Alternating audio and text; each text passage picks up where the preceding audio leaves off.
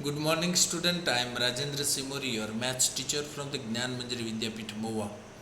Again, welcome in this online session of the mathematics, and you know that already we completed the two lectures in probability.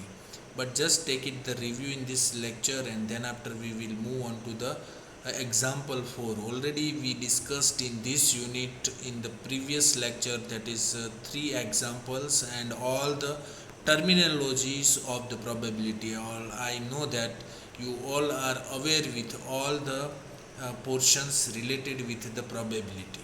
So let us move on it. So this is a very scoring chapters and units, so be careful about it, and whenever you get the time, that time you all are learn well from all the terminology that is given into the probability.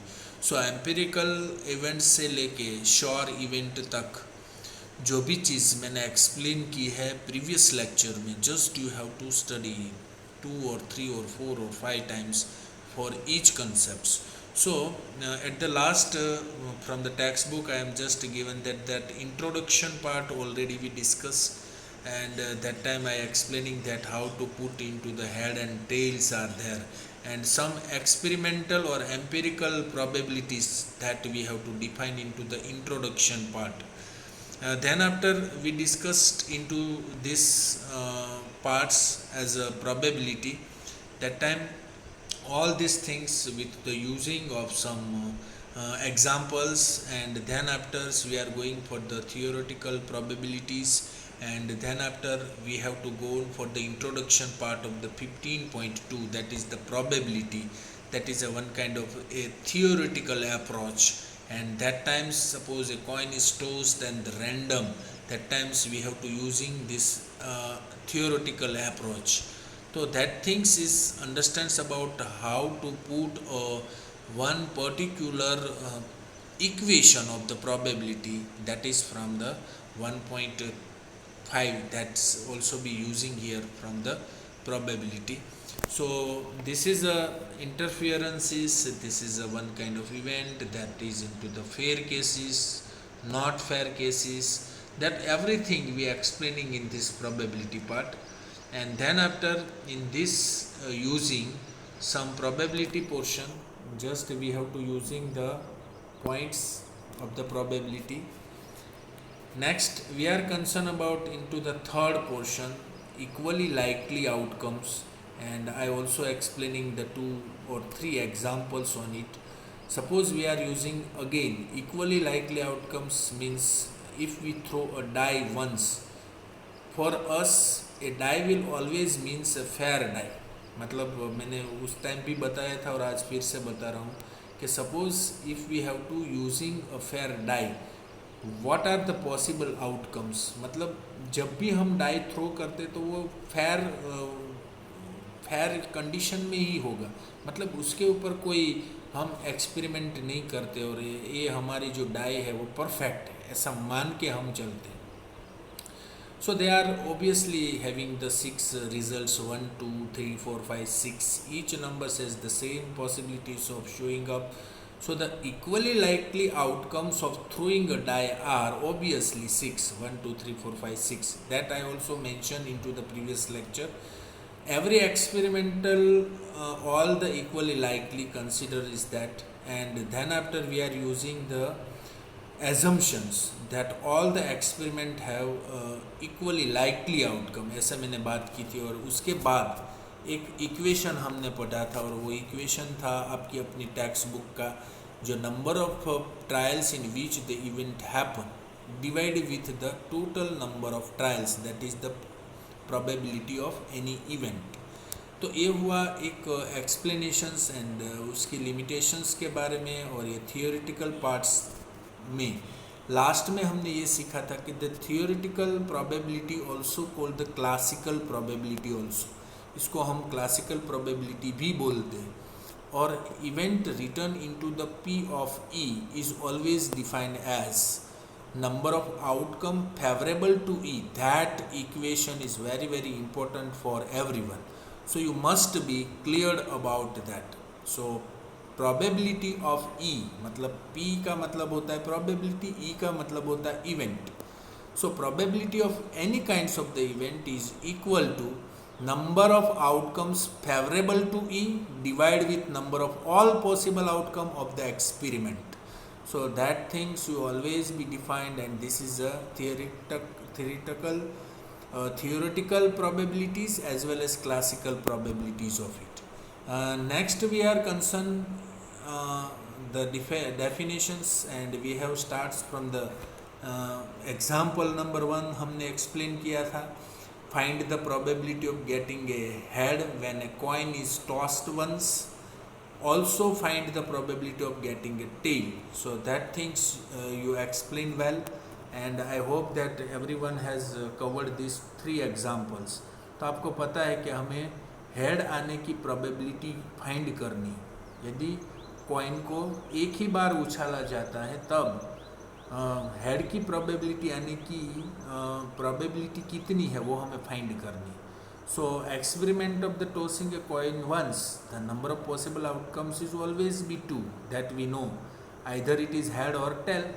Head मतलब H से represent करते हो, tell को हम T से present करते. कोई भी कॉइन हो उसकी आउटकम जो है वो 2 ही होंगे, या तो हेड होगा या टेल होगा. But if we have to getting a head, that we considered as an event. So number of outcome favorable to E, that is always be 1. So number of outcome favorable to that event, that is event is getting a head, so obviously 1. and number of possible outcome हमारे पास 2 है. So 1/2, that is the probability of having the head. Similar way for the tail also. Tail आने की probability भी 1/2 ही होगी, क्योंकि यदि head आने की 1/2 है तो टेल आने की भी 1/2 ही होगी. तो ये सीखा था हमने एग्जाम्पल नंबर 1 में. एग्जाम्पल नंबर 2 था हमारा the bag contains a red ball, a blue ball and yellow ball, all the balls being of the same size. Kritika takes out a ball from the hue of a bag without looking into it.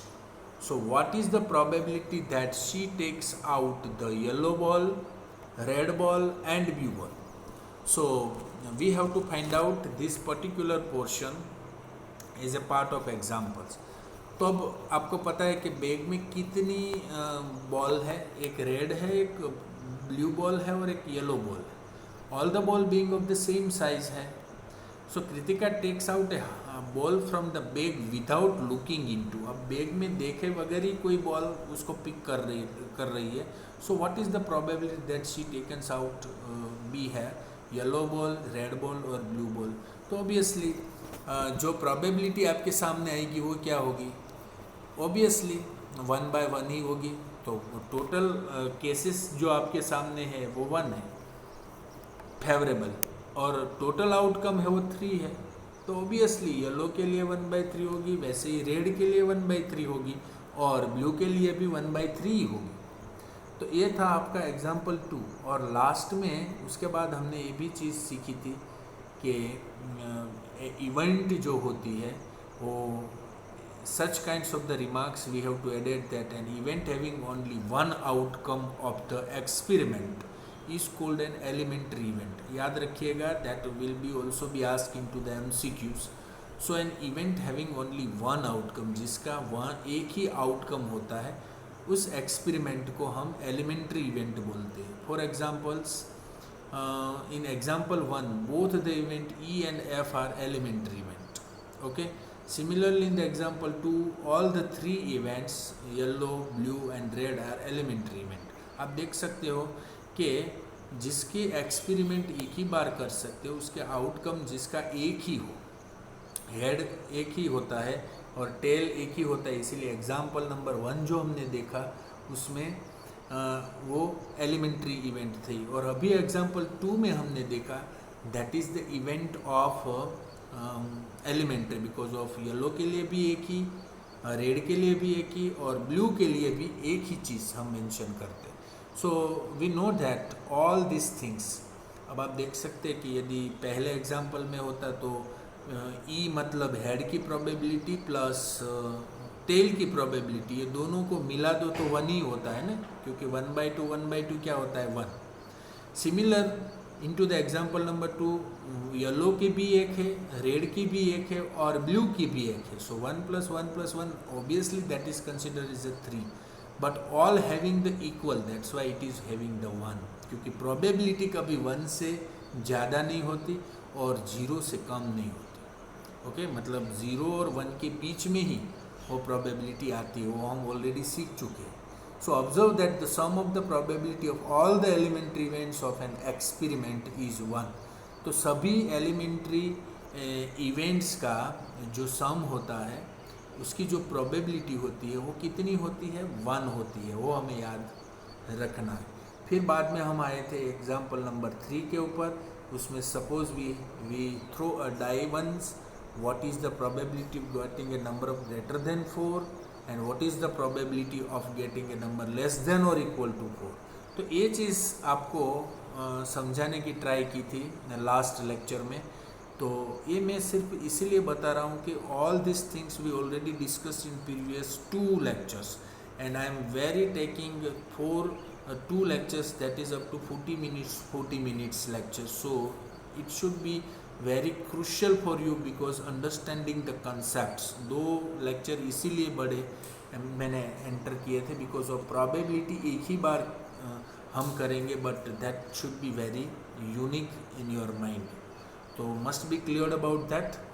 तो 3 के बाद अब हम चलते हैं चौथे portion की ओर, और चौथे पोर्शंस आज से हम स्टार्ट करेंगे। उसमें just we have to take it the complementary and portions of the certain and sure event. यहाँ तक हमने ये कंसिडरेशन किया था, मैंने लास्ट लेक्चर में बताया था आपको प्रोबेबिलिटी के कि जब भी हम यूज़ करेंगे अब वो प्लेइंग कार्ड के बारे में हम सीखेंगे। तो ये जो टेक्स्ट बुक का जो पोर्शन है आपका, ये टेक्स्ट बुक का ये पोर्शन है वो अच्छी तरह से आप अपने माइंड में सेट कर लें या याद रख लें। जो भी मैं बोल रहा हूँ वो चीज़ अच्छी तरह से याद रख सकते हो तो ही याद रखो। ये चीज़ है, ये पूरा paragraph, that is very important for the understanding. तो आप ये चीज़ को खास करके याद रखेंगे, that is a part from today's lecture. So let us take an examples related to the playing cards. मैंने लास्ट लेक्चर में बताया था कि whenever we starts from the probability that time we starts from the playing card. तो एक card से हम start करते हैं। तो आपको पता है कि have you seen a deck of playing cards. Playing card में 52 मैंने 9th क्लास में भी already discuss and you already discussed into the class 9th। So it consist of 52 cards. कितने कार्ड्स होते हैं प्लेइंग कार्ड में? 52, and all are divided into the 4 suits. Suits 4 suits में वो डिवाइड होते हैं, और 4 शूट्स दैट शुड बी 13 × 4। ये सभी शूट्स 3rd कैटेगरी से यानी 13 कार्ड का होता है। तो 13 4 कितने होते हैं? 52। सो ये 13 card each having the spades, hearts, diamonds and the clubs. तो ये 4 categories of the cards are there. Clubs and spades are of the black colour, मतलब club and spades black colour के होते हैं, and while heart and diamonds both are of the red colors। तो हमें पता होना चाहिए कि 4 कैटेगरी के कार्ड्स होते हैं, उसमें से 2 कैटेगरी ब्लैक होती है और 2 कैटेगरी जो होती है वो that is considered as A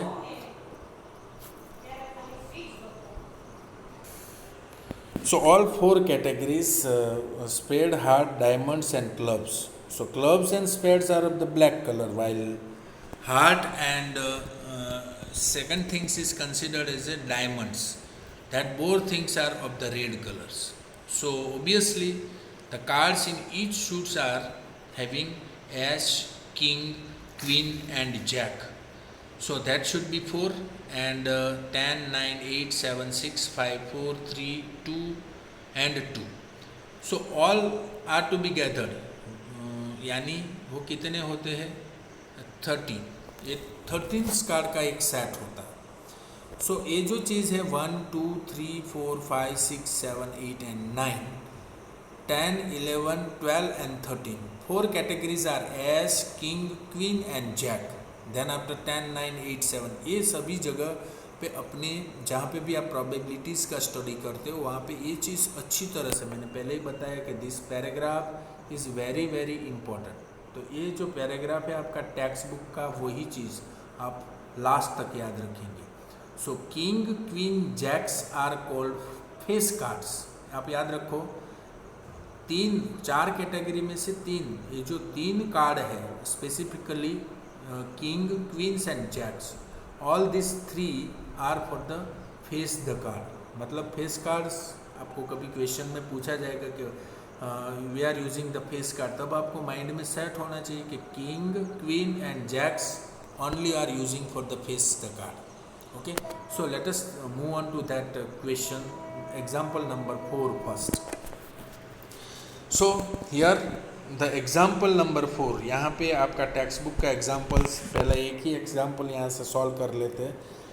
one card is drone here, given that one card is drawn here, drawn from a well shuffled deck of 52 cards. Calculate the probability that the card will be an S or will be not be an S.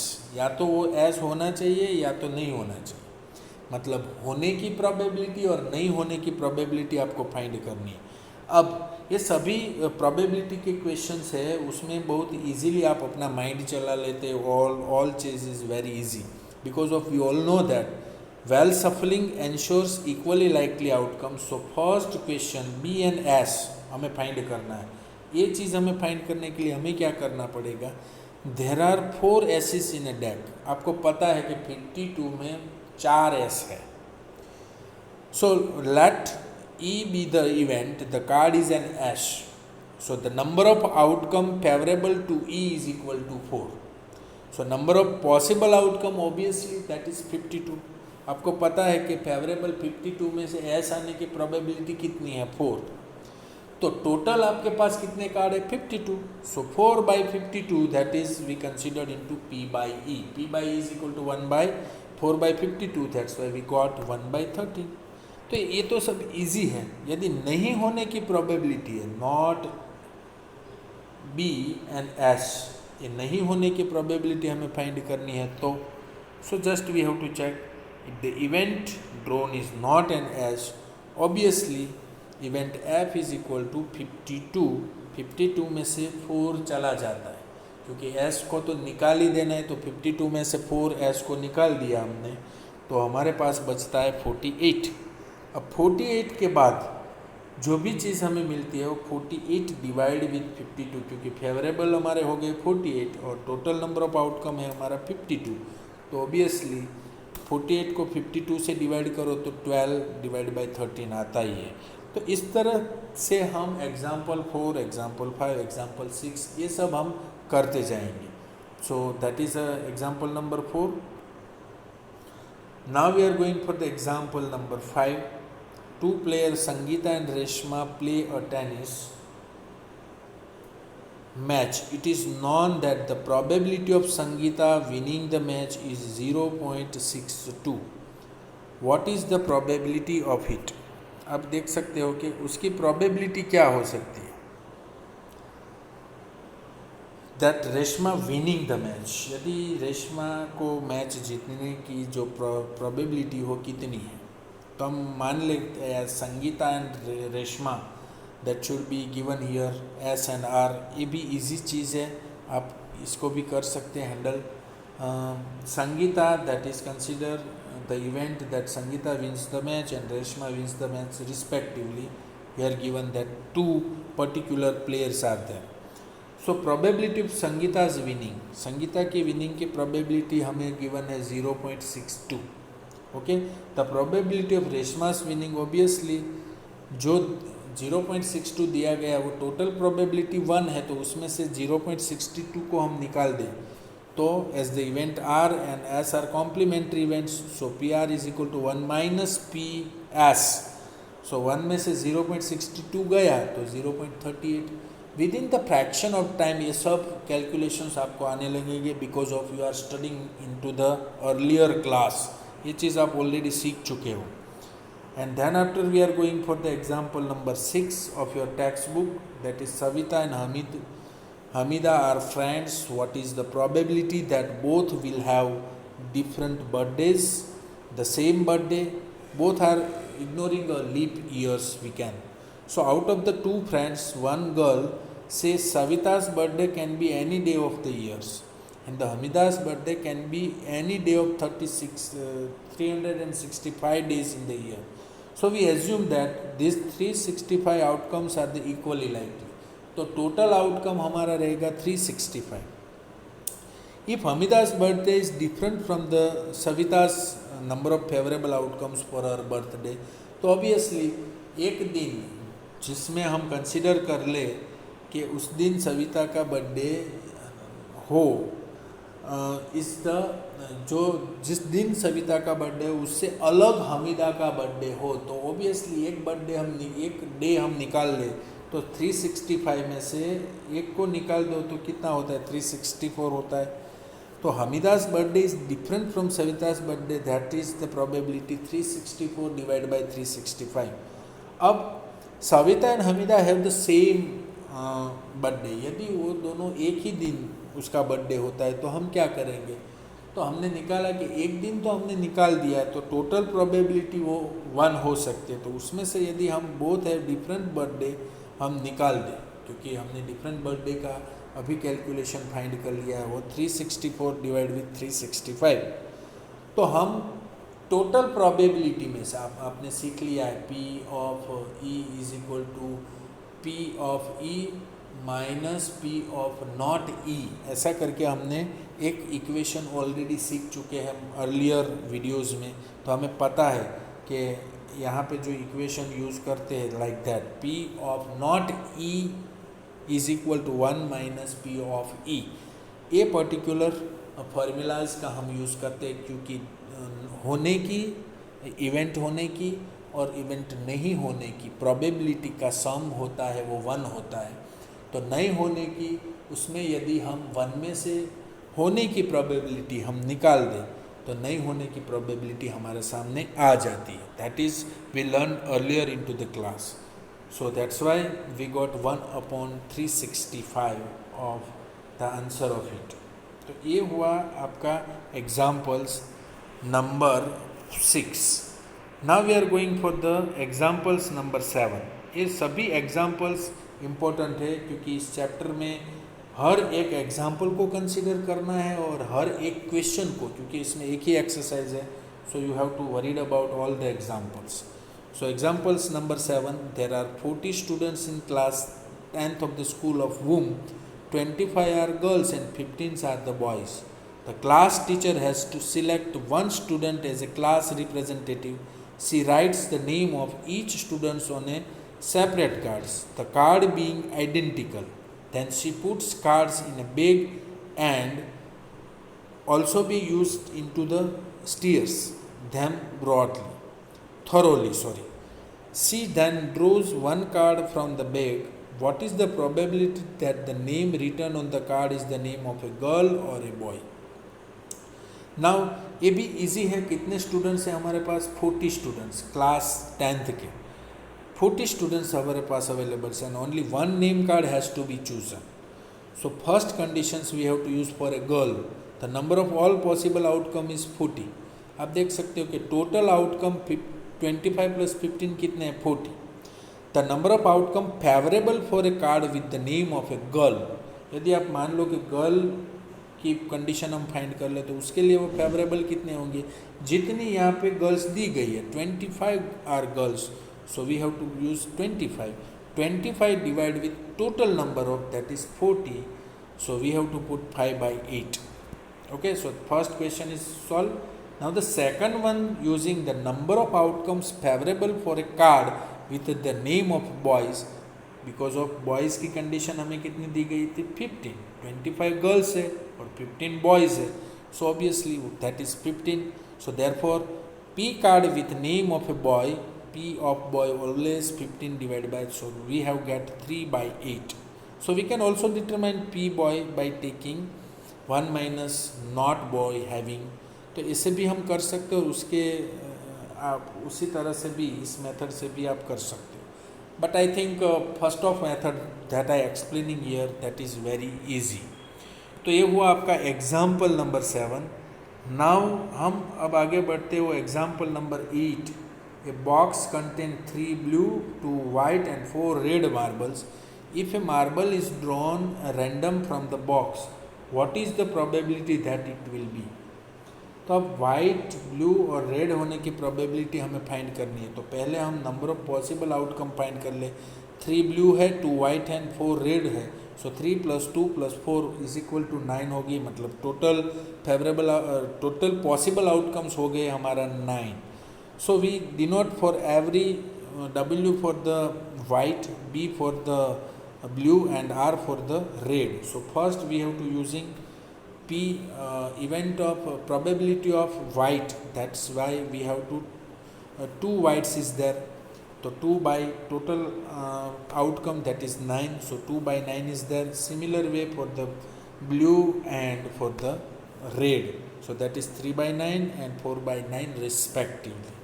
So that is PW plus PB plus PR. ये तीनों का हम total करेंगे. तीनों का total that is always be consider 1. आप मान सकते हो या नहीं मानते हो, just we have to check. Suppose मैंने मान लिया कि 2/9 हुआ पहले का, दूसरे का 1/3 हुआ और तीसरे का 4/9 हुआ. ये तीनों को मिला दो तो that should be consider as a 1. ये 1 ही होगा. दैट्स एक्सरसाइज और पर्टिकुलर क्लासिफिकेशन और clarification just to take at your book. Okay, so this is example number 8 also. Now next one is considered the example number 9. So Harpreet tosses 2 different coins. Here given that Harpreet given the 2 particular examples of 9, tosses 2 different coins simultaneously. One is for ₹1 and other for ₹2. What is the probability that she gets at least one head? अब आपको पता है कि दोनों अलग अलग coins है, वो दोनों अलग अलग कॉइन्स से उसमें कोई फ़र्क नहीं आता है, बट 2 कॉइन्स को साइमल्टेनियसली उछालना है और उसमें एक ही बार एटलीस्ट एक बार हेड आनी चाहिए. ऐसी प्रोबेबिलिटी आपको फाइंड करनी है. तो पॉसिबल आउटकम उसके लिए क्या होंगे, यहाँ पे आपको बताया गया है. HH यानी एटलीस्ट 1 H होना चाहिए. HT then TH then TT. तो अब आप देख सकते हो कि इसमें 3 ही कंडीशन ऐसी है कि जिसमें हम H एटलीस्ट 1 होता है. So we have only head up of the first coin and head up of the second coin. Similarly HT means head up on the first coin and tail up on the second coin and so on. So we have the favorable events plus HH, HT and TH. Why? So the number of outcomes favorable is 3 only. क्योंकि H आने की at least एक H आने की probability यहाँ पे आपको दिख रही है. पॉसिबल आउटकम कितने हैं? 3. टोटल आउटकम आपके 4 है. तो 3/4 is the answer of that event. अब 3/4 आ गया तो you can also find P of S like that way. आप दूसरी तरीके से भी फाइंड कर सकते बिकॉज आपका आंसर 3/4 आना चाहिए. So it's clear, it's a very easy things for the example number 9. Similar way we are going for the example number 10 here and that 10 examples is also be using for example 11 and example 12 and then after we are going for the 13. तो यहाँ तक के examples जो है 13 तक के examples वो इसमें मैंने 10, 11, 12 एंड 13 को बाद रखा है. आज जो एग्जाम्पल्स हमने सॉल्व किए वो एग्जाम्पल थे एग्जाम्पल नंबर 4 से लेके 4, 5, 6, 7, 8 and 9. 4, 5, 6, 7, 8 and 9. So 6 example we discussed today.